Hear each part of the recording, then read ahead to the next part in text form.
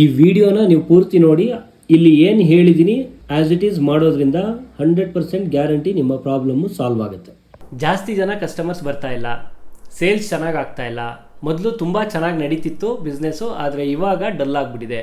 ಅಥವಾ ಜಾಸ್ತಿ ಜನ ಕಸ್ಟಮರ್ಸ್ನ ರೀಚ್ ಆಗೋದಕ್ಕೆ ಏನು ಮಾಡಬೇಕು ಅನ್ನೋದು ಗೊತ್ತಾಗ್ತಿಲ್ಲ. ಈ ಎಲ್ಲ ಪ್ರಾಬ್ಲಮ್ಸ್ಗಳಿಗೂ ಈ ವಿಡಿಯೋನ ನೀವು ಪೂರ್ತಿ ನೋಡೋಷ್ಟರಲ್ಲಿ ಸೊಲ್ಯೂಷನ್ಸು ನಿಮಗೆ ಸಿಕ್ಕಿರುತ್ತೆ. ಸರಿನಾ? ಏನು ಮಾಡಬೇಕು, ಹೇಗೆ ಮಾಡಬೇಕು, ಗೊತ್ತಿಲ್ಲ ಅಂದರೆ ಎಲ್ಲಿ ತಿಳ್ಕೋಬೇಕು ಅಥವಾ ಎಲ್ಲಿ ಮಾಡಿಸ್ಬೇಕು, ಇಷ್ಟೂ ವಿಷಯಗಳನ್ನು ನಾನಿಲ್ಲಿ ಕವರ್ ಮಾಡಿರ್ತೀನಿ. ಓಕೆನಾ? ಇವಾಗ ಮೊದಲನೇ ಪ್ರಶ್ನೆ, ಜಾಸ್ತಿ ಜನ ಕಸ್ಟಮರ್ಸ್ನ ರೀಚ್ ಆಗೋದಕ್ಕೆ ಏನೇನೆಲ್ಲ ಮಾಡ್ತಾ ಇದ್ದೀರಾ? ಇದಕ್ಕೆ ನೀವೇನು ಉತ್ತರ ಹೇಳ್ಬೋದು? ಮೊದಲನೇದಾಗಿ ಏನೂ ಮಾಡ್ತಾ ಇಲ್ಲ ಅಂತ ಹೇಳ್ಬೋದು. ಎರಡನೇದು, ವಾಟ್ಸಪ್ಪಲ್ಲಿ ಸ್ಟೇಟಸ್ ಹಾಕೋತೀನಿ, ಇನ್ಸ್ಟಾಗ್ರಾಮಲ್ಲಿ ಪೋಸ್ಟ್ ಹಾಕ್ತೀನಿ, ಇದರಿಂದ ಜಾಸ್ತಿ ಜನಕ್ಕೆ ರೀಚ್ ಆಗ್ತೀನಿ ಅಂತ ಅಂದ್ಕೊಂಡಿರ್ತೀರ. ಮೂರನೇದು, ಇನ್ಸ್ಟಾಗ್ರಾಮು, ಗೂಗಲ್ಲು ಇದರಲ್ಲೆಲ್ಲ ಅಡ್ವರ್ಟೈಸ್ಮೆಂಟ್ ರನ್ ಮಾಡಿರ್ತೀರಾ, ಫೇಸ್ಬುಕ್ ಆ್ಯಡ್ಸ್ ರನ್ ಮಾಡಿರ್ತೀರಾ, ಪಾಂಪ್ಲೆಟ್ ಹಂಚಿರ್ತೀರಾ, ಅಥವಾ ಇನ್ಫ್ಲೂಯೆನ್ಸರ್ಸ್ನ ಹಿಡಿದು ಅವರಿಂದ ಪ್ರಮೋಟ್ ಮಾಡಿರ್ತೀರಾ, ಇನ್ಸ್ಟಾಗ್ರಾಮಲ್ಲಿ ಬೂಸ್ಟ್ ಮಾಡಿರ್ತೀರಾ. ಇದೆಲ್ಲದನ್ನೂ ಮಾಡಿರ್ತೀರಾ, ಆದರೆ ರಿಸಲ್ಟ್ ಬರ್ತಾ ಇರೋದಿಲ್ಲ. ಬರೀ ದುಡ್ಡು ಖರ್ಚಾಗ್ತಿದೆ, ಆದರೆ ರಿಸಲ್ಟ್ ಬರ್ತಾ ಇಲ್ಲ. ಇದು ಕೂಡ ನಿಮ್ಮ ಸಮಸ್ಯೆ ಆಗಿರಬಹುದು. ಸರಿನಾ? ಇವು ಮೂರರಲ್ಲಿ ಏನೋ ಒಂದು ಮಾಡಿರ್ತೀರಾ ಅಂತ ಅನ್ಕೊಳ್ಳೋಣ. ಇವಾಗ ಒಂದೊಂದಾಗೆ ಪ್ರತಿಯೊಂದು ವಿಷಯನೂ ನಾವು ಡಿಸ್ಕಸ್ ಮಾಡ್ತಾ ಹೋಗೋಣ. ಮೊದಲನೇದು, ನೀವು ಏನೂ ಮಾಡ್ತಾ ಇಲ್ಲ ಅಂದರೆ ನಿಮ್ಮ ಪ್ರಾಡಕ್ಟ್ ಅಥವಾ ಸರ್ವಿಸಸ್ ತುಂಬ ಚೆನ್ನಾಗಿದೆ, ಜಾಸ್ತಿ ಜನ ಇಷ್ಟಪಡ್ತಾ ಇದ್ದಾರೆ, ಮತ್ತೆ ಬಂದು ವಾಪಸ್ ಪರ್ಚೇಸ್ ಮಾಡ್ತಾ ಇದ್ದಾರೆ, ಜೊತೆಗೆ ಒಳ್ಳೆ ರಿವ್ಯೂಸ್ ಕೂಡ ಕೊಡ್ತಾ ಇದ್ದಾರೆ, ಆದರೆ ನೀವು ಇದನ್ನ ಜಾಸ್ತಿ ಜನಕ್ಕೆ ರೀಚ್ ಮಾಡೋದಕ್ಕೆ ಆಗ್ತಾ ಇಲ್ಲ. ಇದೇನಾದರೂ ನಿಮ್ಮ ಪ್ರಾಬ್ಲಮ್ ಆಗಿದ್ರೆ, ಹಿಂದಿನಲ್ಲಿ ಒಂದು ಸೇಯಿಂಗ್ ಇದೆ, ಜಂಗಲ್ ಮೇ ಮೋರ್ ನಾಚೆ ಕಿಸ್ನೆ ದೇಕಾ. ಅಂದರೆ ನವಿಲು ಕಾಡಲ್ಲಿ ಕುಣಿದ್ರೆ ಯಾರು ನೋಡ್ತಾರೆ ಅಂತ. ನವಿಲು ನಾಡಿಗೆ ಬರಬೇಕು, 4 ಜನದ ಮುಂದೆ ಕುಣಿಬೇಕು, ಆವಾಗ ನವಿಲಿದೆ ಅಂತ ಎಲ್ರಿಗೂ ಗೊತ್ತಾಗುತ್ತೆ, ಜೊತೆಗೆ ತುಂಬ ಚೆನ್ನಾಗಿ ಕುಣಿಯುತ್ತೆ ಅನ್ನೋದು ಗೊತ್ತಾಗುತ್ತೆ. ಹಾಗೆಯೇ ಇಲ್ಲಿ ನಿಮ್ಮ ಪ್ರಾಡಕ್ಟ್ ಅಥವಾ ಸರ್ವಿಸಸ್ ತುಂಬ ಚೆನ್ನಾಗಿದೆ, ಒಳ್ಳೆ ರಿವ್ಯೂಸ್ ಬರ್ತಾ ಇದೆ, ಜಾಸ್ತಿ ಜನ ಕಸ್ಟಮರ್ಸು ಬಂದವರೇ ವಾಪಸ್ ಬಂದು ಪರ್ಚೇಸ್ ಮಾಡ್ತಾ ಇದ್ದಾರೆ, ಆದರೆ ನಿಮಗೆ ಜಾಸ್ತಿ ಜನಕ್ಕೆ ರೀಚ್ ಆಗೋಕ್ಕೆ ಆಗ್ತಾ ಇಲ್ಲ. ಕಾರಣ ಇಷ್ಟೇ, ನೀವು ಜಾಸ್ತಿ ಜನಕ್ಕೆ ರೀಚ್ ಆಗೋಕ್ಕೆ ಏನೂ ಮಾಡ್ತಾ ಇಲ್ಲ, ಹಾಗಾಗಿ ನಿಮ್ಮ ಬಿಸ್ನೆಸ್ಸು ಚೆನ್ನಾಗಿ ಓಡ್ತಾ ಇಲ್ಲ. ಇದೇನೂ ಮಾಡಿಲ್ಲ ಅಂದರೆ ನೀವು ಜಾಸ್ತಿ ಜನಕ್ಕೆ ರೀಚ್ ಆಗೋಕ್ಕೆ ಏನೂ ಮಾಡಿಲ್ಲ, ಹಾಗಾಗಿ ಬಿಸ್ನೆಸ್ಸು ಕೂಡ ಚೆನ್ನಾಗಿ ಓಡ್ತಾ ಇಲ್ಲ ಅಂತಲೇ ಅಂದ್ಕೋಬೇಕು. ಹೌದಾ? ಜಾಸ್ತಿ ಜನಕ್ಕೆ ರೀಚ್ ಆಗೋದಕ್ಕೆ ಅಡ್ವರ್ಟೈಸ್ಮೆಂಟ್ ರನ್ ಮಾಡಬೇಕಾಗತ್ತೆ, ಕ್ಯಾಂಪೇನ್ಸ್ಗಳನ್ನು ರನ್ ಮಾಡಬೇಕಾಗತ್ತೆ, ಡಿಜಿಟಲ್ ಮಾರ್ಕೆಟಿಂಗ್ ಮಾಡಬೇಕಾಗತ್ತೆ, ಪ್ರಮೋಷನ್ ಮಾಡಿಸ್ಬೇಕಾಗತ್ತೆ, ಇನ್ಫ್ಲೂಯೆನ್ಸರ್ಸ್ ಹತ್ರ ಫ್ಲೈಯರ್ಸ್ ಹಂಚೋವಂಥದ್ದಿರ್ಬೋದು, ಪಾಂಪ್ಲೆಟ್ ಹಂಚೋವಂಥದ್ದಿರ್ಬೋದು. ಈ ರೀತಿ ಡಿಫ್ರೆಂಟ್ ಕೈಂಡ್ಸ್ ಆಫ್ ಮಾರ್ಕೆಟಿಂಗ್ ಸ್ಟ್ರಾಟಜೀಸ್ಗಳನ್ನು ಯೂಸ್ ಮಾಡಿಕೊಂಡು ನಿಮ್ಮ ಬಿಸ್ನೆಸ್ಸನ್ನು ಪ್ರಮೋಟ್ ಮಾಡೋ ರೀತಿ ನೀವು ಮಾಡಿದಾಗ ಮಾತ್ರ ನೀವು ಜಾಸ್ತಿ ಜನಕ್ಕೆ ರೀಚ್ ಆಗೋದಕ್ಕೆ ಸಾಧ್ಯ ಆಗುತ್ತೆ. ಇದೇನನ್ನೂ ಮಾಡ್ದೇನೆ ನಾನು ಜಾಸ್ತಿ ಜನಕ್ಕೆ ರೀಚ್ ಆಗಿಲ್ಲ ಅಂತ ಕೂತ್ಕೊಂಡ್ರೆ ತಪ್ಪಾಗುತ್ತೆ. ಇವತ್ತಿನ ಕಾಲದಲ್ಲಿ ತುಂಬ cheap and best marketing strategy ಅಂತಂದರೆ ಇನ್ಸ್ಟಾಗ್ರಾಮ್ ಮತ್ತು ಫೇಸ್ಬುಕ್ಕಲ್ಲಿ ಅಡ್ವರ್ಟೈಸ್ಮೆಂಟನ್ನು ರನ್ ಮಾಡೋದು. ನೀವು ಯಾರಿಗೆ ಬೇಕೋ ಅವರಿಗೆ, ಎಲ್ಲಿ ಬೇಕೋ ಅಲ್ಲಿ ಎಲ್ಲರಿಗೂ ರೀಚ್ ಆಗುತ್ತೆ. ನಿಮ್ಮ ಏರಿಯಾದಲ್ಲಿ ಅಡ್ವರ್ಟೈಸ್ಮೆಂಟ್ ರನ್ ಮಾಡಬೇಕಾ, ಅಥವಾ ಸುತ್ತಮುತ್ತ 5-10 ಕಿಲೋಮೀಟ್ರಲ್ಲಿ ಇರೋರಿಗೆಲ್ಲ ನಿಮ್ಮ ಅಡ್ವರ್ಟೈಸ್ಮೆಂಟ್ ಹೋಗಬೇಕಾ, ಅಥವಾ ಇಡೀ ಕರ್ನಾಟಕಕ್ಕೆ ಹೋಗಬೇಕಾ, ಅಥವಾ ಇಡೀ ಇಂಡಿಯಾಗೆ ಹೋಗಬೇಕಾ, ಯಾವ ರೀತಿ ಬೇಕಾದರೂ ನೀವು ಸೆಲೆಕ್ಟ್ ಮಾಡ್ಕೋಬಹುದು ಫೇಸ್ಬುಕ್ ಮತ್ತು ಇನ್ಸ್ಟಾಗ್ರಾಮ್ ಅಡ್ವರ್ಟೈಸ್ಮೆಂಟ್. ಈ ಒಂದು ಅಡ್ವರ್ಟೈಸ್ಮೆಂಟ್ನ ರನ್ ಮಾಡೋದ್ರಿಂದ ನಿಮಗೆ ಯಾವ್ಯಾವ ಊರಲ್ಲೆಲ್ಲ ಅಡ್ವರ್ಟೈಸ್ಮೆಂಟ್ ರನ್ ಮಾಡಬೇಕು, ನಿಮ್ಮ ಪ್ರಾಡಕ್ಟ್ ಅಥವಾ ಸರ್ವಿಸಸ್ನ ಕೊಡಬೇಕು ಅಂತ ಅನ್ಸುತ್ತೆ, ಅಲ್ಲೆಲ್ಲ ನೀವು ಅಡ್ವರ್ಟೈಸ್ಮೆಂಟ್ ರನ್ ಮಾಡೋದ್ರಿಂದ ಇವತ್ತು ಜಾಸ್ತಿ ಜನಕ್ಕೆ ರೀಚ್ ಆಗಬಹುದು. ಸರಿನಾ? ನೆಕ್ಸ್ಟ್ ಬಂದು ನಾನು ವಾಟ್ಸಪ್ ಸ್ಟೇಟಸ್ ಹಾಕೋತೀನಿ, ಇನ್ಸ್ಟಾಗ್ರಾಮಲ್ಲಿ ಪೋಸ್ಟ್ ಮಾಡ್ತೀನಿ, ಇದರಿಂದ ನನಗೆ ಲೀಡ್ಸ್ ಬರಬೇಕು ಅಂದ್ಕೊಂಡಿದ್ದೀನಿ, ಆದರೆ ಬರ್ತಾ ಇಲ್ಲ. ಇದೇನಾದರೂ ನಿಮ್ಮ ಸಮಸ್ಯೆ ಆಗಿದ್ದರೆ, ಸ್ಟೇಟಸ್ ಹಾಕೊಳ್ಳೋದ್ರಿಂದ ಅಥವಾ ಇನ್ಸ್ಟಾಗ್ರಾಮಲ್ಲಿ ಪೋಸ್ಟ್ ಮಾಡೋದ್ರಿಂದ ಹೊಸ ಕಸ್ಟಮರ್ಸ್ನ ನೀವು ರೀಚ್ ಆಗೋದಕ್ಕಾಗೋದಿಲ್ಲ.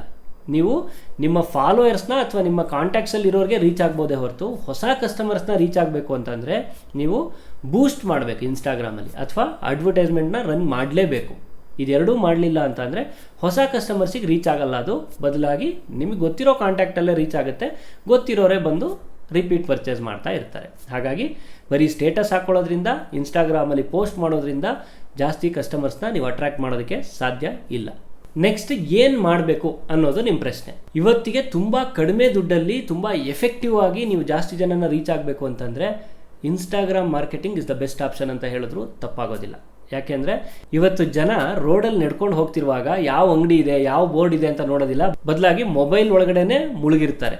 ಬೈಕೋ ಕಾರೋ ಬಂದು ಗುದ್ಕೊಂಡು ಹೋದ್ರೂ ಕೂಡ ಅವ್ರಿಗೆ ಗೊತ್ತಾಗೋದಿಲ್ಲ, ಅಷ್ಟೊಂದು ಡೀಪ್ ಆಗಿ ಅವರು ಮೊಬೈಲ್ ಒಳಗಡೆ ಮುಳುಗಿರ್ತಾರೆ. ಅವ್ರು ಅಲ್ಲಿ ಮುಳುಗಿದ್ದಾಗ ನೀವು ಅಲ್ಲಿ ಹೋಗಿ ನಿಮ್ಮ ಅಂಗಡಿನ ತೋರಿಸಲಿಲ್ಲ ಅಂದರೆ ಅಥವಾ ಮಾರ್ಕೆಟಿಂಗ್ ಮಾಡಲಿಲ್ಲ ಅಂದರೆ ನೀವು ಕೂಡ ಜಾಸ್ತಿ ಜನಕ್ಕೆ ರೀಚ್ ಆಗೋದಕ್ಕೆ ಸಾಧ್ಯ ಆಗೋದಿಲ್ಲ. ಹಾಗಾಗಿ ಇವತ್ತಿಗೆ ಇನ್ಸ್ಟಾಗ್ರಾಮ್ ಮಾರ್ಕೆಟಿಂಗನ್ನು ನೀವು ಮಾಡೋದ್ರಿಂದ ತುಂಬ ಚೆನ್ನಾಗಿ ಜಾಸ್ತಿ ಜನಕ್ಕೆ ರೀಚ್ ಆಗಬಹುದು. ರೈಟ್? ಹೇಗೆ ಮಾಡಬೇಕು ಅನ್ನೋದು ಮುಂದಿನ ಪ್ರಶ್ನೆ. ಸಿಂಪಲ್, ಒಂದು ಒಳ್ಳೆ ರೀಲ್ ಮಾಡಬೇಕು. ಒಂದು 60 ಸೆಕೆಂಡು ಅಥವಾ 90 ಸೆಕೆಂಡ್ ಒಳಗಡೆ ನಿಮ್ಮ ಪ್ರಾಡಕ್ಟ್ ಬಗ್ಗೆ, ನಿಮ್ಮ ಸರ್ವಿಸಸ್ ಬಗ್ಗೆ ಏನೇನೆಲ್ಲ ಯೂನಿಕ್ನೆಸ್ ಇದೆ ಅನ್ನೋದನ್ನು ನೀವು ಒಂದು ರೀಲ್ ಮಾಡಿಬಿಟ್ಟು ಆ ರೀಲನ್ನು ಬೂಸ್ಟ್ ಮಾಡೋದಾಗಿರ್ಬೋದು ಅಥವಾ ಇನ್ಸ್ಟಾಗ್ರಾಮ್ ಅಥವಾ ಫೇಸ್ಬುಕ್ಕಲ್ಲಿ ಅಡ್ವರ್ಟೈಸ್ಮೆಂಟ್ನ ರನ್ ಮಾಡೋದಾಗಿರ್ಬೋದು, ಇವೆರಡೂ ಮಾಡೋದ್ರಿಂದ ನೀವು ಆಟೋಮ್ಯಾಟಿಕ್ಕಾಗಿ ಜಾಸ್ತಿ ಜನಕ್ಕೆ ರೀಚ್ ಆಗ್ತೀರಾ. ದಿನಕ್ಕೊಂದು 300 ರೂಪಾಯಿ 500 ರೂಪಾಯಿ ದುಡ್ಡನ್ನು ಇನ್ಸ್ಟಾಗ್ರಾಮ್ ಅಥವಾ ಫೇಸ್ಬುಕ್ಗೆ ನೀವು ಹಾಕೋದ್ರಿಂದ ಅದು ಕಡಿಮೆ ಅಂದರೂ 5,000ದಿಂದ 10,000 ಜನಕ್ಕೆ ತೋರಿಸುತ್ತೆ. ಸರಿನಾ? ಹಾಗೆಯೇ ಇಲ್ಲಿ ನೀವು ಯಾವ್ಯಾವ ಊರಲ್ಲಿ ಅಡ್ವರ್ಟೈಸ್ಮೆಂಟ್ನ ರನ್ ಮಾಡಬೇಕು, ನಿಮ್ಮ ಏರಿಯಾ ಸುತ್ತಮುತ್ತ ಮಾತ್ರ ರನ್ ಮಾಡಬೇಕಾ, ಅಥವಾ 5-10 ಕಿಲೋಮೀಟರ್ ಸುತ್ತಮುತ್ತ ಯಾರ್ಯಾರಿದ್ದಾರೆ ಅವ್ರಿಗೆ ಮಾತ್ರ ನಿಮ್ಮ ಅಡ್ವರ್ಟೈಸ್ಮೆಂಟ್ ಹೋಗಬೇಕು, ಅಥವಾ ಇಡೀ ಡಿಸ್ಟಿಕ್ಕಿಗೆ ಹೋಗಬೇಕು, ಅಥವಾ ಇಡೀ ಕರ್ನಾಟಕ ಹೋಗಬೇಕು, ಎಲ್ಲೆಲ್ಲೆಲ್ಲ ಸರ್ವಿಸ್ ಕೊಡ್ತೀರಾ ಅಲ್ಲೆಲ್ಲ ನೀವು ಅಡ್ವರ್ಟೈಸ್ಮೆಂಟ್ನ ರನ್ ಮಾಡುವಂಥ ಆಪ್ಷನ್ಸ್ಗಳಿರುತ್ತೆ. ಸರಿನಾ? ನೀವು ಇದನ್ನೆಲ್ಲ ಡೀಟೇಲ್ ಆಗಿ ಬೂಸ್ಟ್ ಮಾಡುವಾಗ ಅಥವಾ ಅಡ್ವರ್ಟೈಸ್ಮೆಂಟ್ ರನ್ ಮಾಡುವಾಗ ಸೆಲೆಕ್ಟ್ ಮಾಡ್ಕೊಬೋದು ಆಪ್ಷನ್ಸ್ಗಳನ್ನು. ಸರಿನಾ? ಯಾರಿಗೆ ಹೋಗಬೇಕು, ಎಲ್ಲಿ ಹೋಗಬೇಕು, ಜೆಂಡರ್ ಮೇಲ್ಗೆ ಹೋಗಬೇಕಾ ಫೀಮೇಲ್ಗೆ ಹೋಗಬೇಕಾ, ಎಷ್ಟು ವಯಸ್ಸಿಂದ ಎಷ್ಟು ವಯಸ್ಸು ಇರೋರಿಗೆ ಹೋಗಬೇಕು, ಇದೆಲ್ಲದನ್ನು ಸೆಲೆಕ್ಟ್ ಮಾಡ್ಕೊಳ್ಳೋಂಥ ಆಪ್ಷನ್ನು ಇನ್ಸ್ಟಾಗ್ರಾಮ್ ಮತ್ತು ಫೇಸ್ಬುಕ್ಕಲ್ಲಿ ನಿಮಗೆ ಸಿಗುತ್ತೆ. ಇದನ್ನು ಸೆಟ್ ಮಾಡಿ ಒಂದೊಳ್ಳೆ ರೀಲ್ಸನ್ನು ಅಡ್ವರ್ಟೈಸ್ಮೆಂಟ್ ಕಂಟೆಂಟ್ ಆಗಿ ಶೂಟ್ ಮಾಡಿ ಅಡ್ವರ್ಟೈಸ್ಮೆಂಟ್ನ ರನ್ ಮಾಡೋದ್ರಿಂದ ಆಟೋಮೆಟಿಕ್ಕಾಗಿ ನೀವು ಸಾವಿರಾರು ಜನಕ್ಕೆ ರೀಚ್ ಆಗಬಹುದು. ಇದ್ರ ಜೊತೆಗೆ ನೀವು ರೆಗ್ಯುಲರ್ ಆಗಿ ಇನ್ಸ್ಟಾಗ್ರಾಮಲ್ಲಿ ಪೋಸ್ಟ್ ಮಾಡ್ಕೊಂಡು ಬರಬೇಕಾಗುತ್ತೆ. ನಿಮ್ಮ ಪ್ರಾಡಕ್ಟ್ ಬಗ್ಗೆ, ಸರ್ವಿಸ್ ಬಗ್ಗೆ, ಅಥವಾ ಅದ್ರ ಯೂನಿಕ್ನೆಸ್ ಬಗ್ಗೆ, ಕಸ್ಟಮರ್ ಫೀಡ್ಬ್ಯಾಕ್ ಕೊಟ್ಟಿರೋದ್ರ ಬಗ್ಗೆ, ಅಥವಾ ಅವರ ರಿವ್ಯೂಸ್ಗಳು ಹಂಚ್ಕೊಂಡಿರೋದು, ಈ ರೀತಿ ಒಂದೊಂದೇ ಪೋಸ್ಟ್ಗಳನ್ನು ರೆಗ್ಯುಲರ್ ಆಗಿ ಹಾಕೊಂಡು ಬರೋದ್ರಿಂದ ಅಲ್ಲೂ ಕೂಡ ನಿಮ್ಮ ಫಾಲೋವರ್ಸು ರೆಗ್ಯುಲರ್ ಆಗಿ ನಿಮ್ಮನ್ನು ನೋಡ್ತಿರ್ತಾರೆ. ಒಂದು ಬೂಸ್ಟ್ ಮಾಡೋದ್ರಿಂದ ನೀವು ಜಾಸ್ತಿ ಜನಕ್ಕೆ ರೀಚ್ ಆಗ್ತೀರಾ, ಫಾಲೋವರ್ಸು ಜಾಸ್ತಿ ಆಗ್ತಾರೆ. ರೆಗ್ಯುಲರ್ ಆಗಿ ಪೋಸ್ಟ್ ಮಾಡೋದ್ರಿಂದ ಪದೇ ಪದೇ ಹೋಗಿ ನೀವು ಫಾಲೋವರ್ಸಿಗೆ ನಾನಿದ್ದೀನಿ ಅಂತ ತೋರಿಸ್ತಾ ಇರ್ತೀರಾ ಇನ್ಸ್ಟಾಗ್ರಾಮ್ ಮೂಲಕ ಅಥವಾ ವಾಟ್ಸಪ್ ಸ್ಟೇಟಸ್ ಮೂಲಕ. ಸರಿನಾ? ಇದೆರಡನ್ನೂ ಕಂಬೈನಾಗಿ ಮಾಡೋದ್ರಿಂದ ನೀವು ಜಾಸ್ತಿ ಜನಕ್ಕೆ ರೀಚ್ ಆಗೋದಕ್ಕೆ ಸಹಾಯ ಆಗುತ್ತೆ. ಜೊತೆಗೆ ನೀವು ಅತಿ ಕಡಿಮೆ ದುಡ್ಡಲ್ಲಿ ಜಾಸ್ತಿ ಜನನ ರೀಚ್ ಆಗೋದಕ್ಕೂ ಸಾಧ್ಯ ಆಗುತ್ತೆ. ಫಾರ್ ಎಕ್ಸಾಂಪಲ್, ನೀವು ಅಂಗಡಿಗೆ ಹೋದಾಗ ಫ್ರೀಡಮ್ ಸನ್ಫ್ಲವರ್ ಆಯಿಲನ್ನೇ ಕೊಡಿ ಅಂತ ಯಾಕೆ ಕೇಳ್ತೀರಾ, ಅಥವಾ ಹಾರ್ಪಿಕ್ಕೆ ಕೊಡಿ ಟಾಯ್ಲೆಟ್ ಕ್ಲೀನಿಗೆ ಅಂತ ಯಾಕೆ ಕೇಳ್ತೀರಾ? ನೀವು ಅದನ್ನು ಪದೇ ಪದೇ ಅಡ್ವರ್ಟೈಸ್ಮೆಂಟಲ್ಲಿ ನೋಡಿರ್ತೀರಾ, ದಿನಕ್ಕೊಂದು 10 ಸರಿ ಬಂದಿರುತ್ತೆ. ಹಾಗಾಗಿ ನಿಮಗೆ ನೆನಪಲ್ಲಿರುತ್ತೆ. ಅಂಗಡಿಗೆ ಹೋದಾಗ ನೀವು ಆ ಹೆಸರನ್ನ ಹೇಳಿ ಆ ಒಂದು ಪದಾರ್ಥನ ತಗೋತೀರ. ಹಾಗೆಯೇ ಇನ್ಸ್ಟಾಗ್ರಾಮ್ ಫೇಸ್ಬುಕ್ಕಲ್ಲಿ ನೀವು ಅಡ್ವರ್ಟೈಸ್ಮೆಂಟ್ ರನ್ ಮಾಡೋದ್ರಿಂದ ಅಥವಾ ಬೂಸ್ಟ್ ಮಾಡೋದ್ರಿಂದ ಜಾಸ್ತಿ ಜನಕ್ಕೆ ನೀವು ರೀಚ್ ಆಗೋದಕ್ಕೆ ಹೆಲ್ಪ್ ಆಗುತ್ತೆ. ಹಾಗೆಯೇ ರೆಗ್ಯುಲರ್ ಆಗಿ ಪೋಸ್ಟ್ ಮಾಡೋದ್ರಿಂದ ಪದೇ ಪದೇ ನೀವು ನಿಮ್ಮ ಕಸ್ಟಮರ್ಸ್ಗಳಿಗೆ ನಾವಿದ್ದೀವಿ ಅನ್ನೋದನ್ನು ನೆನಪಿಸ್ತಾ ಇರ್ತೀರ. ಜನಗಳಿಗೆ ನಿಮ್ಮ ಪ್ರಾಡಕ್ಟ್ ಅಥವಾ ಸರ್ವಿಸಸ್ನ ಅವಶ್ಯಕತೆ ಬಿದ್ದಾಗ ಫಸ್ಟು ಅವರು ನಿಮ್ಮನ್ನು ನೆನೆಸ್ಕೊಳ್ಳೋ ರೀತಿ ನೀವು ಯಾವಾಗ ಮಾಡ್ತೀರಲ್ಲ, ಆವಾಗ ಆಟೋಮ್ಯಾಟಿಕ್ಕಾಗಿ ನಿಮ್ಮ ಬಿಸ್ನೆಸ್ಸು ದೊಡ್ಡದಾಗಿ ಬೆಳೀತಾ ಹೋಗುತ್ತೆ ಅಥವಾ ಸೇಲ್ಸು ಜಾಸ್ತಿ ಆಗ್ತಾ ಹೋಗುತ್ತೆ. ಅವ್ರು ರೆಗ್ಯುಲರ್ ಆಗಿ ನಿಮ್ಮನ್ನೇ ನೋಡ್ತಾ ಇರೋದ್ರಿಂದ ಆಟೋಮ್ಯಾಟಿಕ್ಕಾಗಿ ಅವ್ರು ನಿಮ್ಮನ್ನೇ ಕಾಂಟ್ಯಾಕ್ಟ್ ಮಾಡ್ತಾರೆ. ಸಿಂಪಲ್. ಅಂದರೆ ಎಷ್ಟು ಜಾಸ್ತಿ ನೀವು ನಿಮ್ಮ ಕಸ್ಟಮರ್ಸ್ಗಳಿಗೆ ಕಾಣಿಸ್ಕೋತಾ ಇರ್ತೀರಾ ಅಷ್ಟೇ ಜಾಸ್ತಿ ಕೂಡ ನಿಮ್ಮ ಸೇಲ್ಸು ಇಂಪ್ರೂವ್ ಆಗ್ತಾ ಇರುತ್ತೆ. ನೆಕ್ಸ್ಟ್ ಪ್ರಾಬ್ಲಮ್, ಸರ್ ನಾನು ಇದನ್ನೆಲ್ಲ ಮಾಡಿದ್ದೀನಿ 1-2 ಸಲ, ಆದರೆ ರಿಸಲ್ಟ್ ಚೆನ್ನಾಗಿ ಬರಲಿಲ್ಲ, ಹಾಗಾಗಿ ಇದು ವರ್ಕ್ ಆಗಲ್ಲ ಅಂತ ಬಿಟ್ಬಿಟ್ಟಿದ್ದೀನಿ. ಈ ರೀತಿ ಏನಾದರೂ ನೀವು ಅಂದ್ಕೊಂಡಿದ್ರೆ, ಒಂದು, ನೀವು ಸರಿಯಾದ ಡಿಜಿಟಲ್ ಮಾರ್ಕೆಟಿಂಗ್ ಏಜೆನ್ಸಿನ ಗುರುತಿಸಿ ಅವರಿಗೆ ಅಡ್ವರ್ಟೈಸ್ಮೆಂಟ್ ರನ್ ಮಾಡೋದಕ್ಕೆ ಕೊಟ್ಟಿರೋದಿಲ್ಲ. ಎರಡನೇದು, ನೀವೇ ಅರ್ಧಂಬರ್ಧ ತಿಳ್ಕೊಂಡು ತಪ್ಪಾಗಿ ಅಡ್ವರ್ಟೈಸ್ಮೆಂಟ್ನ ರನ್ ಮಾಡಿ ದುಡ್ಡು ಕಳ್ಕೊಂಡಿರ್ತೀರಾ. ಸರಿನಾ? ಈ ಎರಡರಲ್ಲಿ ಒಂದು ತಪ್ಪು ಮಾಡಿರ್ತೀರಾ, ರಿಸಲ್ಟ್ ಸರಿಯಾಗಿ ಬಂದಿರೋದಿಲ್ಲ, ಹಾಗಾಗಿ ಡಿಜಿಟಲ್ ಮಾರ್ಕೆಟಿಂಗೇ ವರ್ಕ್ ಆಗಲ್ಲ ಅಂತ ಹೇಳಿ ನಿಲ್ಲಿಸ್ಬಿಟ್ಟಿದ್ದೀರಾ. ಸೊ ಸರಿಯಾಗಿ ಮಾಡೋರ ಹತ್ರ ಕೊಟ್ಟಿಲ್ಲ ಅಂದರೆ, ಅಥವಾ ನೀವು ಸರಿಯಾಗಿ ಮಾಡಿಲ್ಲ ಅಂದರೆ, ಸರಿಯಾಗಿ ಯಾರು ಮಾಡ್ತಾರೆ ಅಂತ ತಿಳ್ಕೊಂಡು ಅವ್ರ ಹತ್ರ ಹೋಗಿ ಮಾಡಿಸ್ಕೋಬೇಕಾ, ಅಥವಾ ಸರಿಯಾಗಿ ಮಾಡೋದು ಹೇಗೆ ಅಂತ ಯಾರು ಹೇಳ್ಕೊಡ್ತಾರೆ ಅವ್ರ ಹತ್ರ ಹೇಳಿಸ್ಕೊಂಡು ಅಡ್ವರ್ಟೈಸ್ಮೆಂಟ್ನ ರನ್ ಮಾಡಬೇಕು. ಅದನ್ನು ಬಿಟ್ಬಿಟ್ಟು ಡಿಜಿಟಲ್ ಮಾರ್ಕೆಟಿಂಗೇ ಸರಿ ಇಲ್ಲ, ವರ್ಕ್ ಆಗಲ್ಲ ಅಂತ ಹೇಳಿ ನಿಲ್ಲಿಸೋದ್ರಿಂದ ನಿಮ್ಮ ಬಿಸ್ನೆಸ್ಸು ದೊಡ್ಡದಾಗಿ ಬೆಳೆಯೋದಕ್ಕೆ ಚಾನ್ಸೇ ಇಲ್ಲ. ಬದಲಾಗಿ ಬಿಸ್ನೆಸ್ ದೊಡ್ಡದಾಗಿ ಬೆಳೆಸೋಕ್ಕಾಗ್ದೇನೆ ಅಥವಾ ಸೇಲ್ಸ್ ಜಾಸ್ತಿ ಆಗ್ದೇನೆ ಕಷ್ಟಪಡಬೇಕಾಗುತ್ತೆ. ಇದು ಹೆಂಗಾಗುತ್ತೆ ಅಂದರೆ, ಎಲ್ಲಿವರೆಗೂ ನೀವು ಮಾರ್ಕೆಟಿಂಗ್ ದುಡ್ಡು ಹಾಕಲ್ಲ ಅಲ್ಲಿವರೆಗೂ ಬಿಸ್ನೆಸ್ ಚೆನ್ನಾಗಿ ಓಡೋದಿಲ್ಲ. ಡಿಜಿಟಲ್ ಮಾರ್ಕೆಟಿಂಗಲ್ಲಿ ಸರಿಯಾಗಿ ಅಂದರೆ ಕಡಿಮೆ ದುಡ್ಡಲ್ಲಿ ಜಾಸ್ತಿ ಜನಕ್ಕೆ ರೀಚ್ ಆಗಬೇಕು ಅಂತಂದರೆ 80% ಡಿಪೆಂಡ್ ಆಗಿರುವಂಥದ್ದು ನಿಮ್ಮ ಅಡ್ವರ್ಟೈಸ್ಮೆಂಟ್ ಕಂಟೆಂಟ್ ಮೇಲೆ. ಅಂದರೆ ನೀವು ಅಡ್ವರ್ಟೈಸ್ಮೆಂಟ್ ಕಂಟೆಂಟನ್ನು ಹೇಗೆ ಕ್ರಿಯೇಟ್ ಮಾಡಿರ್ತೀರಾ, ಫಸ್ಟ್ 3 ಸೆಕೆಂಡ್ಸ್ ಏನು ಹೇಳ್ತೀರಾ ಅವರು ಸ್ಕ್ರಾಲ್ ಮಾಡೋದನ್ನು ನಿಲ್ಲಿಸ್ತಾರೆ. ಅಂದರೆ ನಿಮ್ಮ ಅಡ್ವರ್ಟೈಸ್ಮೆಂಟ್ ನೋಡಿದ ತಕ್ಷಣವೇ ಅವರಿಗೆ ರಿಲೇಟ್ ಆಗುತ್ತೆ, ನಿಂತ್ಕೋತಾರೆ. ನೆಕ್ಸ್ಟ್ 30 ಸೆಕೆಂಡ್ಸ್ ಹೇಗೆ ನಿಮ್ಮ ಪ್ರಾಡಕ್ಟ್ ಅಥವಾ ಸರ್ವಿಸಸ್ ಬಗ್ಗೆ ಅವರಿಗೆ ಎಕ್ಸ್ಪ್ಲೈನ್ ಮಾಡಿರ್ತೀರಾ, ಹೇಗೆ ಕನ್ವಿನ್ಸ್ ಮಾಡ್ತೀರಾ ಅನ್ನೋದ್ರ ಮೇಲೆ ಅವರು ನಿಮ್ಮ ಹತ್ರ ಪರ್ಚೇಸ್ ಮಾಡಬೇಕಾ ಬೇಡವಾ ಅನ್ನೋದನ್ನ ಡಿಸೈಡ್ ಮಾಡಿರ್ತಾರೆ. ಲಾಸ್ಟಲ್ಲಿ ಕಾಲ್ ಟು ಆ್ಯಕ್ಷನ್ ಏನು ಕೊಟ್ಟಿರ್ತೀರಾ, ಅಂದರೆ ನಿಮಗೆ ಅವ್ರು ಮೆಸೇಜ್ ಮಾಡಬೇಕಾ, ಕಾಲ್ ಮಾಡಬೇಕಾ, ಅಥವಾ ನಿಮ್ಮನ್ನು ಫಾಲೋ ಮಾಡಬೇಕಾ, ಅಥವಾ ಡೈರೆಕ್ಟಾಗಿ ಆನ್ಲೈನಲ್ಲಿ ಬುಕ್ ಮಾಡಬೇಕಾ, ಅಡ್ವರ್ಟೈಸ್ಮೆಂಟ್ನ ಕೊನೆಯಲ್ಲಿ ಏನು ಕಾಲ್ ಟು ಆ್ಯಕ್ಷನ್ ಕೊಟ್ಟಿರ್ತೀರಾ ಅನ್ನೋದ್ರ ಮೇಲೆ ಎಷ್ಟು ಜನ ಕಸ್ಟಮರ್ಸ್ನ ನೀವು ರೀಚ್ ಆಗ್ತೀರಾ ಅನ್ನೋದು ನಿರ್ಧಾರ ಆಗಿರುತ್ತೆ. ಹಾಗಾಗಿ 80% ಲೀಡ್ಸ್ ಬರುತ್ತೆ ಬರಲ್ವಾ ಅನ್ನೋದು, ಅಂದರೆ ಈ ಅಡ್ವರ್ಟೈಸ್ಮೆಂಟ್ ಕಂಟೆಂಟನ್ನು ಹೇಗೆ ರೆಡಿ ಮಾಡ್ತೀರಾ ಅನ್ನೋದ್ರ ಮೇಲೆ ನಿರ್ಧಾರ ಆಗಿರುತ್ತೆ. ಇನ್ನು 20% ಯಾರಿಗೆ ಅಡ್ವರ್ಟೈಸ್ಮೆಂಟ್ ಹೋಗಬೇಕು, ನಿಮ್ಮ ಟಾರ್ಗೆಟ್ ಆಡಿಯನ್ಸ್ ಯಾರು, ಅವ್ರ ಲೈಫ್ ಸ್ಟೈಲ್ ಏನು, ಅವ್ರ ಜೆಂಡರ್ ಏನು, ಅವ್ರ ಏಜ್ ಏನು, ಅವರ ಪೇಯಿಂಗ್ ಕೆಪಾಸಿಟಿ ಏನು, ಅವ್ರ ಅರ್ನಿಂಗ್ ಕೆಪಾಸಿಟಿ ಏನು, ಅವ್ರು ಎಲ್ಲಿರ್ತಾರೆ, ಇದೆಲ್ಲದನ್ನು ಸರಿಯಾಗಿ ತಿಳ್ಕೊಂಡು ಅದ್ರ ಪ್ರಕಾರ ಅಡ್ವರ್ಟೈಸ್ಮೆಂಟಲ್ಲಿ ಸೆಟ್ಟಿಂಗ್ಸ್ಗಳಿರುತ್ತೆ. ಆ ಸೆಟ್ಟಿಂಗ್ಸನ್ನು ಕರೆಕ್ಟಾಗಿ ಮಾಡೋದ್ರಿಂದ ಸರಿಯಾದ ವ್ಯಕ್ತಿಗಳಿಗೆ ನಿಮ್ಮ ಅಡ್ವರ್ಟೈಸ್ಮೆಂಟು ರೀಚ್ ಆಗುತ್ತೆ. ಸರಿನಾ? ಇದು 20% ಲೀಡ್ಸ್ ಬರುತ್ತಾ ಬರಲ್ಲ ಅನ್ನೋದು ಇದ್ರ ಮೇಲೆ ಡಿಪೆಂಡ್ ಆಗಿರುತ್ತೆ. 80% ನಿಮ್ಮ ಅಡ್ವರ್ಟೈಸ್ಮೆಂಟ್ ಕಂಟೆಂಟ್ ಮೇಲೆ, 20% ನಿಮ್ಮ ಟಾರ್ಗೆಟ್ ಆಡಿಯನ್ಸ್ನ ಹೇಗೆ ಸೆಟ್ ಮಾಡಿರ್ತೀರಾ ಅನ್ನೋದ್ರ ಮೇಲೆ ನಿರ್ಧಾರ ಆಗಿರುತ್ತೆ. ಅಡ್ವರ್ಟೈಸ್ಮೆಂಟ್ ಕಂಟೆಂಟ್ ಅಂದರೆ ಒಂದು ಎಕ್ಸಾಂಪಲ್ ಹೇಳ್ತೀನಿ. ಸೊ ನಮ್ಮದೇ ಒಂದು ಅಡ್ವರ್ಟೈಸ್ಮೆಂಟ್ ನೋಡಿದ್ರಿ, ನಿಮ್ಮ ಬಿಸ್ನೆಸ್ಸಲ್ಲಿ ಏನೇ ಪ್ರಾಬ್ಲಮ್ ಇರಲಿ ನಮ್ಮ ಜೊತೆ ಮಾತಾಡೋದ್ರಿಂದ ಸಾಲ್ವ್ ಆಗುತ್ತೆ. ಫಸ್ಟ್ 3 ಸೆಕೆಂಡ್ಸ್ ನಾನು ನಿಮ್ಮನ್ನು ನಿಲ್ಲಿಸಿದೆ, ಅಂದರೆ ನಿಮಗೆ ರಿಲೇಟೇಬಲ್ ಆಗೋ ಥರ ಹೇಳಿದೆ. ಅದಾದಮೇಲೆ ಹೇಳಿದೆ ನಿಮ್ಗೆ ಹುಷಾರಿಲ್ಲ ಅಂದರೆ ಹೇಗೆ ಕ್ಲಿನಿಕ್ಕಿಗೆ ಹೋಗ್ತೀರಾ, ಹಾಗೆಯೇ ಬಿಸ್ನೆಸ್ ನೀವು ಅಂದ್ಕೊಂಡಾಗ ನಡೀತಿಲ್ಲ ಅಂದರೆ ಯಾರ ಹತ್ರ ಹೋಗ್ತೀರಾ, ಕ್ಯೂರಿಯಾಸಿಟಿ ಬಿಲ್ಡ್ ಮಾಡಿದೆ. ಹೌದಲ್ವಾ? ನಾವು ಈ ರೀತಿ ಕೇಳೇ ಇಲ್ಲ ಅನ್ನೋ ಥರಕ್ಕೆ ನಿಮ್ಗೊಂದು ಕ್ಯೂರಿಯಾಸಿಟಿ ಬಿಲ್ಡ್ ಆಯಿತು. ಅದಾದಮೇಲೆ ನಿಮ್ಮ ಪ್ರಾಬ್ಲಮ್ಸ್ಗಳನ್ನು ನಾನೇ ಮಾತಾಡಿದೆ. ಸೇಲ್ಸ್ ಚೆನ್ನಾಗಾಗ್ತಿಲ್ಲ, ಮಾರ್ಕೆಟಿಂಗ್ ಗೊತ್ತಿಲ್ಲ, ಟೀಮ್ ಬಿಲ್ಡ್ ಮಾಡೋದಕ್ಕಾಗ್ತಿಲ್ಲ, ನೀವಿಲ್ಲ ಅಂದರೆ ಬಿಸ್ನೆಸ್ಸೇ ಓಡಲ್ಲ, ಈ ರೀತಿ ಏನೇ ಪ್ರಾಬ್ಲಮ್ಸ್ ಇರಲಿ ನಮ್ಮ ಹತ್ರ ಮಾತಾಡೋದ್ರಿಂದ ನಾವು ಸಾಲ್ವ್ ಮಾಡ್ತೀವಿ ಅಂತ. ಸೊ ನಿಮ್ಮ ಪ್ರಾಬ್ಲಮ್ಸ್ಗಳನ್ನು ನಾನು ಮಾತಾಡಿದಾಗ ನಿಮಗೆ ಕನೆಕ್ಟ್ ಆಯಿತು. ಅದಾದಮೇಲೆ ಏನು ಹೇಳಿದೆ, ಒಂದು ಕಾಲ್ ಫ್ರೀ ಇರುತ್ತೆ, 1-to-1 ಮಾತಾಡ್ಬೋದು, ಕಳ್ಕೊಳ್ಳೋದೇನು ಫ್ರೀ ಇರೋದ್ರಿಂದ. ಫ್ರೀ ಇದೆ ಅನ್ನೋದು ಕಾರಣಕ್ಕೋಸ್ಕರನೇ ನೀವು ನನ್ನನ್ನು ಫಸ್ಟು ಕಾಂಟ್ಯಾಕ್ಟ್ ಮಾಡಿದ್ರಿ ಅಥವಾ ಮೆಸೇಜ್ ಮಾಡಿದ್ರಿ. ಸರಿನಾ? ಅದಾದಮೇಲೆ ನಾನು ಕಾಲ್ ಟು ಆ್ಯಕ್ಷನ್ ಹಾಕಿದ್ದೆ. ಏನು, ನೀವು ಆ ಅಡ್ವರ್ಟೈಸ್ಮೆಂಟ್ ಕ್ಲಿಕ್ ಮಾಡಿದ್ರೆ ಡೈರೆಕ್ಟಾಗಿ ನನಗೆ ಮೆಸೇಜ್ ಬರಬೇಕು ಅನ್ನೋ ಥರ ನಾನು ಅಲ್ಲಿ ಸೆಟ್ಟಿಂಗ್ಸ್ ಕೊಟ್ಟಿದ್ದೆ. ಹಾಗಾಗಿ ಸೀದಾ ಬಂದು ನನ್ನ ಹತ್ರ ರೀಚ್ ಆದ್ರಿ. ಸೊ ಕೊನೆಗೆ ಕಾಲ್ ಟು ಆ್ಯಕ್ಷನ್ಗಿಂತ ಮುಂಚೆ ನಾನು ನನ್ನ ಬಗ್ಗೆ ಹೇಳ್ಕೊಂಡೆ, ಕ್ರೆಡಿಬಿಲಿಟಿ. ನನ್ನ ಹೆಸರು ತುಂಗರಾಜು ಅಂತ. ಸೊ ನಾನು 50ಕ್ಕಿಂತ ಹೆಚ್ಚು ಕಂಪ್ನೀಸ್ಗಳ ಜೊತೆ ವರ್ಕ್ ಮಾಡ್ತಾ ಇದ್ದೀನಿ, ಜೊತೆಗೆ 2 ಕಂಪ್ನಿ ಓನರ್ ಆಗಿದ್ದೀನಿ. ಇದನ್ನೆಲ್ಲ ಹೇಳಿದಾಗ ಕ್ರೆಡಿಬಿಲಿಟಿ ಬಿಲ್ಡ್ ಮಾಡಿದೆ. ಯಾರೋ ಹೇಳ್ತಾ ಇಲ್ಲ, ಇಲ್ಲಿ ತುಂಬ ಚೆನ್ನಾಗಿ ತಿಳ್ಕೊಂಡಿರೋನೇ ಹೇಳ್ತಿದ್ದಾನೆ ಅನ್ನೋಂಥ ಒಂದು ಕ್ರೆಡಿಬಿಲಿಟಿನೂ ಬಿಲ್ಡ್ ಮಾಡಿದೆ ನಾನು. ಸರಿನಾ? ಲಾಸ್ಟಲ್ಲಿ ಕಾಲ್ ಟು ಆ್ಯಕ್ಷನ್ ಕೊಟ್ಟೆ. ಕಾಲ್ ಟು ಆ್ಯಕ್ಷನ್ ಅಂದರೆ ನೀವು ಡೈರೆಕ್ಟಾಗಿ ಅಡ್ವರ್ಟೈಸ್ಮೆಂಟ್ ಮುಟ್ಟಿದ್ರೆ ಮೆಸೇಜ್ ನನಗೆ ಬರೋ ಥರ ಸೆಟ್ ಮಾಡಿ ಇಟ್ಟಿದ್ದೆ. ಇಷ್ಟೂ ನಾನು ಕ್ಲಿಯರಾಗಿ ಪ್ಲ್ಯಾನ್ ಮಾಡಿದ್ದಕ್ಕೇ ನೀವು ನನಗೆ ಡೈರೆಕ್ಟಾಗಿ ರೀಚ್ ಆದ್ರಿ. ಇದ್ರ ಬದಲು ನಾನೇನಾದರೂ ಹಲೋ ನಮಸ್ತೆ, ನನ್ನ ಹೆಸರು ತುಂಗರಾಜು ಅಂತ, ನಾನು ಪೀಪಲ್ ಮೆಕ್ಯಾನಿಕ್ಸ್ ಮತ್ತು ಟೈಸಿ ಪ್ರೈವೇಟ್ ಲಿಮಿಟೆಡ್ ಕಂಪ್ನಿಯ ಫೌಂಡರ್, ಜೊತೆಗೆ ಇವತ್ತು 50ಕ್ಕಿಂತ ಹೆಚ್ಚು ಕಂಪ್ನೀಸ್ಗಳ ಜೊತೆ ವರ್ಕ್ ಮಾಡ್ತಾ ಇದ್ದೀನಿ, ಇಷ್ಟು ಹೇಳೋಷ್ಟ್ರೊಳಗೇ ನೀವು ಸ್ಕ್ರೋಲ್ ಮಾಡಿಬಿಡ್ತಿದ್ರಿ, ಇವನು ಯಾರೋ ಏನೋ ಹೇಳ್ತಿದ್ದಾನಪ್ಪ, ಇದಕ್ಕೂ ನನಗೂ ಸಂಬಂಧನೇ ಇಲ್ಲ ಅಂತ. ಸೊ ಈ ಒಂದು ಎಕ್ಸಾಂಪಲಿಂದ ನೀವೇನು ತಿಳ್ಕೊಂಡ್ರಿ ಅಂತಂದರೆ, ಫಸ್ಟ್ 3 ಸೆಕೆಂಡ್ ನೀವೇನು ಹೇಳ್ತೀರಾ ನಿಮ್ಮ ಅಡ್ವರ್ಟೈಸ್ಮೆಂಟ್ನ ನೋಡಿ ಅವರು ನಿಂತ್ಕೋತಾರೆ. ಅದಾದಮೇಲೆ ನೆಕ್ಸ್ಟ್ 30 ಸೆಕೆಂಡ್ಸ್ ಎಷ್ಟು ಚೆನ್ನಾಗಿ ಕ್ಲಿಯರಾಗಿ ಎಕ್ಸ್ಪ್ಲೈನ್ ಮಾಡ್ತೀರಾ, ಕೊನೆಗೆ ಕಾಲ್ ಟು ಆ್ಯಕ್ಷನ್ ಏನು ಕೊಡ್ತೀರಾ.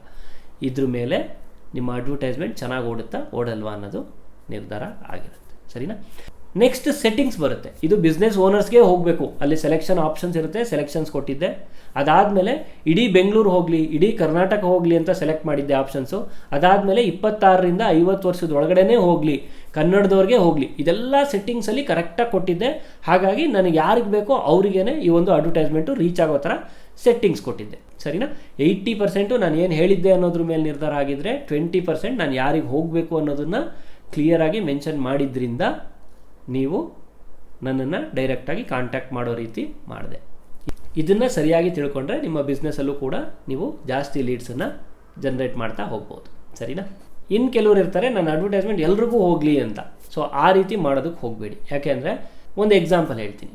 10 ರೂಪಾಯಿ ಕಾಫಿ ಕುಡಿಯೋನು ಇರ್ತಾನೆ, 30 ರೂಪಾಯಿ ಕಾಫಿ ಕುಡಿಯೋನು ಇರ್ತಾನೆ ಕದಂಬ ಅಥವಾ ಉಡುಪಿನಲ್ಲಿ. 100 ರೂಪಾಯಿಗೆ ಕೆಫೆ ಕಾಫಿ ಡೇನಲ್ಲಿ ಕಾಫಿ ಕುಡಿಯೋರು ಇರ್ತಾರೆ, ಜೊತೆಗೆ 500 ರೂಪಾಯಿ ಕೊಟ್ಟು ಸ್ಟಾರ್ ಬಕ್ಸಲ್ಲೂ ಕಾಫಿ ಕುಡಿಯೋರು ಇರ್ತಾರೆ. ನೀವು ಅಡ್ವರ್ಟೈಸ್ಮೆಂಟ್ ರನ್ ಮಾಡಿದ್ರಿ ಕಾಫಿ, ನೀವೇನಾದರೂ 500 ರೂಪಾಯಿ ಕೊಟ್ಟು ಕಾಫಿ ಕುಡಿಯೋನಿಗೆ 30 ರೂಪಾಯಿದೋ 10 ರೂಪಾಯಿದೋ ಕಾಫಿ ಕುಡೀರಿ ಅಂತ ಅಡ್ವರ್ಟೈಸ್ಮೆಂಟ್ ರನ್ ಮಾಡಿದ್ರೆ, ಇದೇನೋ ಚೀಪ್ ಪ್ರಾಡಕ್ಟ್ ಅಪ್ಪ ನಂದಲ್ಲ ಅಂದ್ಬಿಟ್ಟು ಇಗ್ನೋರ್ ಮಾಡಿಬಿಡ್ತಾನೆ. ಅದೇ ನೀವು 10 ರೂಪಾಯಿ ಕಾಫಿ ಕುಡಿಯೋನಿಗೆ 100 ರೂಪಾಯಿದೋ 500 ರೂಪಾಯಿದೋ ಕಾಫಿನ ಅಡ್ವರ್ಟೈಸ್ಮೆಂಟ್ ಕೊಟ್ಟರೆ, ಏನಪ್ಪ ಒಂದು ಕಾಫಿಗೆ 100 ರೂಪಾಯಿ ಅವನಾರು ಕೊಡ್ತಾನೆ, ಇವನು ತಲೆ ಕೆಟ್ಟವನು ಅಂತ ಹೇಳ್ಬಿಟ್ಟು ಅವನು ರಿಜೆಕ್ಟ್ ಮಾಡಿಬಿಡ್ತಾನೆ. ಹಾಗಾಗಿ ನಿಮ್ಮ ಪ್ರಾಡಕ್ಟ್ ಅಥವಾ ಸರ್ವಿಸಸ್ನ ಪರ್ಚೇಸ್ ಮಾಡುವಂಥ ಕಸ್ಟಮರ್ಸ್ ಯಾರಿಗೋಸ್ಕರ ನಿಮ್ಮ ಪ್ರಾಡಕ್ಟ್ ಸರ್ವಿಸ್ ಮಾಡಿದ್ದೀರಾ, ಯಾರಿಗೋಸ್ಕರ ನಿಮ್ಮ ಪ್ರಾಡಕ್ಟ್ ಅಥವಾ ಸರ್ವಿಸಸ್ನ ನೀವು ಮಾಡಿಲ್ಲ, ಇದು ನಿಮಗೆ ಕ್ಲಿಯರಾಗಿ ಗೊತ್ತಿರಬೇಕಾಗುತ್ತೆ. ಆವಾಗ ಮಾತ್ರ ನೀವು ಈ ಸೆಟ್ಟಿಂಗ್ಸಲ್ಲಿ ಸರಿಯಾಗಿ ಸೆಟ್ ಮಾಡೋದಕ್ಕೆ ಸಾಧ್ಯ. ಯಾರಿಗೆ ಅಡ್ವರ್ಟೈಸ್ಮೆಂಟ್ ಹೋಗಬೇಕು, ಯಾರಿಗೆ ಹೋಗಬಾರ್ದು ಅನ್ನೋದನ್ನು ಸರಿಯಾಗಿ ಸೆಟ್ ಮಾಡೋದಕ್ಕೆ ಸಾಧ್ಯ ಆಗುತ್ತೆ. ಇದೆಲ್ಲದನ್ನು ಕರೆಕ್ಟಾಗಿ ಸೆಟ್ ಮಾಡಿದ ಮೇಲೆ ನೀವು ಬರೀ ಒಂದು 300ರಿಂದ 500 ರೂಪಾಯಿ ದುಡ್ಡು ಹಾಕಿದ್ರೆ ಇನ್ಸ್ಟಾಗ್ರಾಮಲ್ಲಿ ಕಡಿಮೆ ಅಂದರೂ 5,000ದಿಂದ 10,000 ಜನಕ್ಕೆ ತೋರಿಸುತ್ತೆ. ಈಗ ನಮ್ಮದೇ ಅಡ್ವರ್ಟೈಸ್ಮೆಂಟ್ ತೊಗೊಂಡ್ರೆ ನಾನು ದಿನಕ್ಕೆ 500 ರೂಪಾಯಿ ದುಡ್ಡು ಹಾಕಿದ್ರೆ ನನಗೆ ಮಿನಿಮಮ್ 10ರಿಂದ 20 ಕಾಲ್ಸ್ಗಳು ಬರುತ್ತೆ. ನಿಮ್ಮ ಥರ ಡೈರೆಕ್ಟಾಗಿ ನಮ್ಮನ್ನು ಕಾಂಟ್ಯಾಕ್ಟ್ ಮಾಡ್ತಾರೆ. ಜೊತೆಗೆ ಮಿನಿಮಮ್ ಅಂದರೂ 30ರಿಂದ 40 ಜನ ನಮ್ಮ ಪೇಜನ್ನು ಫಾಲೋ ಮಾಡ್ತಾರೆ. ಹಾಗಾಗಿ ಇದೆಲ್ಲದನ್ನೂ ಸರಿಯಾಗಿ ಸೆಟ್ ಮಾಡಿ, ನೀವು ಏನು ಬಜೆಟ್ ಹಾಕ್ತೀರಾ 300 ರೂಪಾಯಿನ 500 ರೂಪಾಯಿನ ಡೈಲಿ ಸೆಟ್ ಮಾಡಿ ಆ್ಯಡ್ಸ್ ರನ್ ಮಾಡೋದ್ರಿಂದ ನೀವು ಕೂಡ ಜಾಸ್ತಿ ಜನ ಕಸ್ಟಮರ್ಸ್ನ ಅಟ್ರ್ಯಾಕ್ಟ್ ಮಾಡ್ಬೋದು. ಇದೆಲ್ಲದನ್ನು ನೀವು ಸರಿಯಾಗಿ ಮಾಡೋದ್ರಿಂದ 100% ಗ್ಯಾರಂಟಿ ಒಳ್ಳೆ ಲೀಡ್ಸ್ಗಳನ್ನು ನೀವು ಜನರೇಟ್ ಮಾಡ್ಬೋದು. ಏನೂ ಸರಿಯಾಗಿ ತಿಳ್ಕೊಳ್ದೇನೆ ನೀವು ಮಾಡೋದ್ರಿಂದ ಒಂದು ದುಡ್ಡು ಕಳ್ಕೊತೀರಾ, ಇನ್ನೊಂದು ಮಾರ್ಕೆಟಿಂಗ್ ಮಾಡೋದ್ರಿಂದ ಯೂಸ್ ಇಲ್ಲ ಅಂದ್ಕೊಂಡು ಮಾರ್ಕೆಟಿಂಗ್ ಮಾಡೋದನ್ನೇ ನಿಲ್ಲಿಸ್ಬಿಡ್ತೀರಾ. ಇದರಿಂದ ನಿಮ್ಮ ಬಿಸ್ನೆಸ್ಸು ಕೂಡ ನಿಂತ ನೀರಾಗಿಬಿಡುತ್ತೆ, ಜಾಸ್ತಿ ಸೇಲ್ಸು ಆಗೋದಿಲ್ಲ, ದೊಡ್ಡದಾಗಿ ಬೆಳೆಸೋದಕ್ಕೂ ಸಾಧ್ಯ ಆಗೋದಿಲ್ಲ. ಇನ್ನು ಕೆಲವರು ಇರ್ತಾರೆ, ಸರ್ ನಾನು ಬಿಸ್ನೆಸ್ಸಿಗೆ ತುಂಬಾ ದುಡ್ಡು ಹಾಕ್ಬಿಟ್ಟಿದ್ದೀನಿ, ಮಾರ್ಕೆಟಿಂಗಿಗೆ ದುಡ್ಡು ಹಾಕೋದಕ್ಕೆ ನನ್ನ ಹತ್ರ ದುಡ್ಡಿಲ್ಲ ಅನ್ನೋದು ಅವ್ರ ಕಂಪ್ಲೇಂಟು. ಒಂದು ತಿಳ್ಕೊಳ್ಳಿ, ಇದು ಹೇಗಾಗುತ್ತೆ ಅಂದರೆ, ಒಂದು ಹೊಸ ಕಾರ್ ತೊಗೊಂಡ್ರಿ, 10 ಲಕ್ಷ ರೂಪಾಯಿ ದುಡ್ಡು ಕೊಟ್ಬಿಟ್ಟು ಪೆಟ್ರೋಲ್ ಹಾಕ್ಸೋಕ್ಕೆ ದುಡ್ಡಿಲ್ಲ ಅಂದ್ಬಿಟ್ಟು ಕಾರನ್ನು ಮನೆಯಲ್ಲೇ ನಿಲ್ಲಿಸ್ಕೊಂಡ್ರಿ. ಈ ರೀತಿ ಆಗುತ್ತೆ. ಏನು ಉಪಯೋಗ? ಗಾಡಿ ಓಡೋದಿಲ್ಲ. ಗಾಡಿ ಓಡೋದಕ್ಕೆ ನೀವು ಪೆಟ್ರೋಲ್ ಹಾಕ್ಸೋದು ಎಷ್ಟು ಇಂಪಾರ್ಟೆಂಟೋ ಹಾಗೆಯೇ ನಿಮ್ಮ ಬಿಸ್ನೆಸ್ ಚೆನ್ನಾಗಿ ಓಡಬೇಕು ಅಂತಂದರೆ ಮಾರ್ಕೆಟಿಂಗಿಗೆ ದುಡ್ಡು ಹಾಕೋದು ಕೂಡ ಅಷ್ಟೇ ಇಂಪಾರ್ಟೆಂಟ್ ಆಗುತ್ತೆ. ಬಂಡವಾಳ ಹಾಕಿದ್ರಿ, ರಾ ಮೆಟೀರಿಯಲ್ಸು, ಅಂಗಡಿಗೆ ಏನೇನು ಬೇಕು ಎಲ್ಲದಕ್ಕೂ ದುಡ್ಡು ಹಾಕಿದ್ರಿ, ಮಾರ್ಕೆಟಿಂಗಿಗೆ ದುಡ್ಡು ಹಾಕಲಿಲ್ಲ ಅಂದರೆ ಮತ್ತೆ ನಿಮ್ಮ ಬಿಸ್ನೆಸ್ ಚೆನ್ನಾಗಿ ಓಡಲ್ಲ, ಬಡ್ಡಿ ಕಟ್ಕೋಬೇಕು, ಸಾಲದ ಮೇಲೆ ಸಾಲ ಆಗುತ್ತೆ, ಜಾಸ್ತಿ ಜನ ಕಸ್ಟಮರ್ಸ್ ಬರೋದಿಲ್ಲ, ಕೊನೆಗೊಂದಿನ ಅಂಗಡಿ ಬಾಗಿಲು ಹಾಕ್ಕೊಂಡು ಲಾಸ್ ಮಾಡಿಕೊಂಡು ಮನೆಗೆ ಹೋಗಬೇಕಾಗತ್ತೆ. ಕೊನೆದಾಗಿ ಏನು ಹೇಳ್ತಾ ಇದ್ದೀನಿ ಅಂದರೆ, ಅಡ್ವರ್ಟೈಸ್ಮೆಂಟನ್ನು 1-2 ದಿನ ರನ್ ಮಾಡೋದಕ್ಕೆ ಹೋಗ್ಬಿಡಿ. ಅಟ್ಲೀಸ್ಟ್ ಮಿನಿಮಮ್ ಒಂದು 10ರಿಂದ 15 ದಿನ ಅಡ್ವರ್ಟೈಸ್ಮೆಂಟ್ನ ರನ್ ಮಾಡಬೇಕು, ಟ್ರಯಲ್ ಆ್ಯಂಡ್ ಎರರ್ ಮಾಡಬೇಕು. 15 ದಿನ ರನ್ ಮಾಡಿದ್ಮೇಲೆ ಎಷ್ಟು ದುಡ್ಡು ಖರ್ಚಾಗ್ತಿದೆ ಅಡ್ವರ್ಟೈಸ್ಮೆಂಟ್ಗೆ, ಎಷ್ಟು ದುಡ್ಡನ್ನು ಖರ್ಚು ಮಾಡಿದ್ರೆ ಎಷ್ಟು ಜನ ಹೊಸ ಕಸ್ಟಮರ್ಸ್ ಬರ್ತಾರೆ, ಇದೆಲ್ಲದನ್ನು ಡೀಟೇಲಾಗಿ ಸ್ಟಡಿ ಮಾಡಿ ಒಂದ್ಸಲಿ ಗ್ಯಾರಂಟಿ ಇಷ್ಟು ದುಡ್ಡು ಹಾಕಿದ್ರೆ ಇಷ್ಟು ಜನ ಬರ್ತಾರೆ ಅನ್ನೋದು ಗೊತ್ತಾದ ಮೇಲೆ ನೀವು ಜಾಸ್ತಿ ದುಡ್ಡನ್ನು ಅಡ್ವರ್ಟೈಸ್ಮೆಂಟಿಗೆ ಹಾಕಬೇಕಾಗುತ್ತೆ. ಎಕ್ಸಾಂಪಲ್, ನೀವು 500 ರೂಪಾಯಿ ಹಾಕಿದ್ರಿ, 5 ಜನ ಕಸ್ಟಮರ್ಸ್ ಬಂದರು, ಒಂದು ವಾರ ಪೂರ್ತಿ ಅಡ್ವರ್ಟೈಸ್ಮೆಂಟ್ ರನ್ ಮಾಡಿದ್ರಿ, 500 ರೂಪಾಯಿ ಹಾಕ್ಬಿಟ್ಟು 15 ದಿನ ರನ್ ಮಾಡಿದ್ರಿ. ಒಂದಿನ 2 ಜನ ಬಂದರು, ಒಂದಿನ 5 ಜನ ಬಂದರು, ಒಂದಿನ 10 ಜನ ಬಂದರು. ಆನ್ ಆ್ಯಂಡ್ ಅವರೇಜು 500 ರೂಪಾಯಿ ಹಾಕಿದ್ರೆ ಗ್ಯಾರಂಟಿ ಒಂದು 4-5 ಜನ ಬರ್ತಾರೆ ಅಂತ ಗೊತ್ತಾಯಿತು. ಇದು ಕರೆಕ್ಟಾಗಿ ಕನ್ಫರ್ಮ್ ಆಗಿ ಗೊತ್ತಾದ ಮೇಲೆ ಬಜೆಟನ್ನು ಇನ್ಕ್ರೀಸ್ ಮಾಡಿ. 500 ರೂಪಾಯಿ ಜಾಗದಲ್ಲಿ 1000 ರೂಪಾಯಿ ಹಾಕ್ಬೋದು, ಅಥವಾ 2000 ರೂಪಾಯಿ ಹಾಕ್ಬೋದು. 5 ಜನ ಬರೋ ಜಾಗದಲ್ಲಿ 10 ಜನನೂ ಬರ್ತಾರೆ, 50 ಜನನೂ ಬರ್ತಾರೆ. ಈ ರೀತಿ ನಿಮ್ಮ ಬಜೆಟ್ಟಿಗೆ ತಕ್ಕಾಗೆ ನೀವು ಮಾರ್ಕೆಟಿಂಗ್ನ ಮಾಡ್ಕೊಂಡು ಹೋಗೋದ್ರಿಂದ ಆಟೋಮ್ಯಾಟಿಕ್ಕಾಗಿ ನಿಮ್ಮ ಬಿಸ್ನೆಸ್ಸನ್ನು ನೀವು ದೊಡ್ಡದಾಗಿ ಬೆಳೆಸ್ತಾ ಹೋಗ್ಬೋದು, ಸೇಲ್ಸನ್ನು ಕೂಡ ಜಾಸ್ತಿ ಮಾಡ್ತಾ ಹೋಗ್ಬೋದು. ಇವಾಗ ನಾನು ಏನೇನು ಹೇಳಿದೆ ಅದೆಲ್ಲ ನಿಮಗೆ ಕರೆಕ್ಟಾಗಿ ಅರ್ಥ ಆಗಿದೆ ಅಂತ ಅಂದ್ಕೊಂಡಿದ್ದೀನಿ. ಕೊನೆಯದಾಗಿ ನಿಮ್ಗೊಂದು ಸಮಸ್ಯೆ ಬರುತ್ತೆ, ಸರ್ ಇದು ಏನೂ ನನಗೆ ಸರಿಯಾಗಿ ಗೊತ್ತಿಲ್ಲ, ಎಲ್ಲಿ ಕಲೀಲಿ ಅಂತ. ನಾನು ಇದುವರೆಗೂ ಹೇಳಿದ್ದೆಲ್ಲ ನಿಮಗೆ ಸರಿ ಅನಿಸಿದ್ರೆ ನೀವು ಬೇರೆ ಎಲ್ಲೂ ಹೋಗಿ ಕಲಿಯುವಂಥ ಅವಶ್ಯಕತೆ ಇರೋದಿಲ್ಲ. ನಿಮ್ಮೆಲ್ಲ ಪ್ರಾಬ್ಲಮ್ಸ್ಗಳಿಗೂ ಸೊಲ್ಯೂಷನ್ಸ್ನ ನಾವೇ ಕೊಡ್ತೀವಿ. ಸಿಂಪಲ್, ನಾವು 3 ಥರ ಸೊಲ್ಯೂಷನ್ಸ್ ಕೊಡ್ತೀವಿ. ಒಂದು, ನಾವು ಹೇಳ್ಕೊಡ್ತೀವಿ, ಡೀಟೇಲಾಗಿ ನೀವೇ ಮಾಡ್ಕೋತೀರಾ. ಎರಡನೇದು, ಒಂದು ಸಲ ನಾವೇ ಮಾಡಿಕೊಡ್ತೀವಿ. ಕಂಪ್ಲೀಟಾಗಿ ಅಡ್ವರ್ಟೈಸ್ಮೆಂಟ್ ಕಂಟೆಂಟ್ ರೆಡಿ ಮಾಡೋದ್ರಿಂದ ಹಿಡಿದು ಟಾರ್ಗೆಟ್ ಆಡಿಯನ್ಸ್ನ ಸೆಟ್ ಮಾಡೋದ್ರಿಂದ ಹಿಡಿದು ಅಡ್ವರ್ಟೈಸ್ಮೆಂಟ್ನ ರನ್ ಮಾಡೋವರೆಗೂ ಒಂದು ಸಲ ಮಾಡಿಕೊಡ್ತೀವಿ. ಅಥವಾ ಕಂಪ್ಲೀಟಾಗಿ ನಿಮ್ಮ ಮಾರ್ಕೆಟಿಂಗ್ ಎಲ್ಲದನ್ನೂ ನಾವೇ ನೋಡ್ಕೋತೀವಿ. ಅಡ್ವರ್ಟೈಸ್ಮೆಂಟ್ ಸೆಟ್ ಮಾಡೋದು, ಕಂಟೆಂಟ್ ರೆಡಿ ಮಾಡೋದು, ಸೋಷಿಯಲ್ ಮೀಡಿಯಾ ಪೇಜಸ್ನ ಹ್ಯಾಂಡಲ್ ಮಾಡೋಂಥದ್ದು, ಡಿಫ್ರೆಂಟ್ ಕ್ಯಾಂಪೇನ್ಸ್ಗಳನ್ನು ರನ್ ಮಾಡಿ ಜಾಸ್ತಿ ಜನ ಲೀಡ್ಸ್ ಬರೋವರೆಗೂ ನಾವೇ ಎಲ್ಲ ಕೆಲಸ ಮಾಡ್ತೀವಿ. ನೀವು ಬರೀ ಲೀಡ್ಸ್ ಬಂದಿದ್ದನ್ನು ಸೇಲ್ಸ್ ಆಗಿ ಕನ್ವರ್ಟ್ ಮಾಡ್ಕೊಂಡು ದುಡ್ಡು ನೋಡ್ತಾ ಹೋಗ್ತೀರಾ. ಈ 3ರಲ್ಲಿ ನೀವು ಯಾವ್ದು ಬೇಕಾದರೂ ಚೂಸ್ ಮಾಡ್ಬೋದು. ನಿಮಗೇನಾದರೂ ನಮ್ಮ ಹತ್ರ ಸೊಲ್ಯೂಷನ್ಸ್ಗಳನ್ನು ತಗೊಳ್ಳೋವಂಥ ಆಸೆ ಇದ್ದರೆ ಕೆಳಗಡೆ ಕೊಟ್ಟಿರೋ ನಂಬರ್ಗೆ ವಾಟ್ಸಪ್ ಮೆಸೇಜ್ ಮಾಡ್ಬೋದು, ಅಥವಾ ಡೈರೆಕ್ಟಾಗಿ ಕಾಲು ಕೂಡ ನೀವು ಮಾಡ್ಬೋದು. ನೆಕ್ಸ್ಟು, ಇದು ಯಾವುದಕ್ಕೂ ಫ್ರೀ ಇರೋದಿಲ್ಲ, ಒಂದು ಸಣ್ಣ ಫೀಸ್ ಇರುತ್ತೆ.